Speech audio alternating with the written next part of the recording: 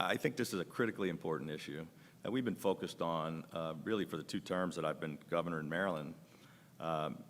Back in 2018, we passed what we called an access initiative, which required to focus, tried to close the gap, very similarly to what Governor Hutchinson was just talking about. We put the money, you got to put your money where your mouth is. We put $7 million into it. We passed legislation that required computer classes in every single high school in our state. We opened up a Maryland Center for Computing Education to create a pipeline of computer science teachers in our state. I put a lot of funding towards the professional development in computer science. As I said, we got access initiative legislation passed in our legislature that it required every single high school to have these classes. That was 3 years ago. We're also focused on this with respect to how important it is to workforce.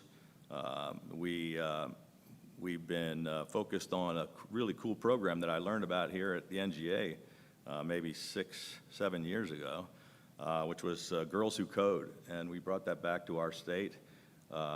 Quadrupled it, I think, after the first year, and we have them all across the state. It's a tremendous opportunity to get younger kids, particularly with the gender gap, getting more young girls involved, and it's been terrific. 2018, we also state developed and implemented K-12 computer science standards for all across the state, so that they had an understanding of exactly what we should be teaching. We brought into the state P-Tech schools, which originated with IBM in New York. We spread them all across the state. It's a terrific opportunity, especially for kids in places where they didn't have much of an opportunity. We've had great success with it, where kids are learning STEM education while at the same time they're getting mentors from private sector companies to participate. They're getting their 2-year degree at the same time as their high school diploma, and we're cranking out kids that really have some skills for the 21st century.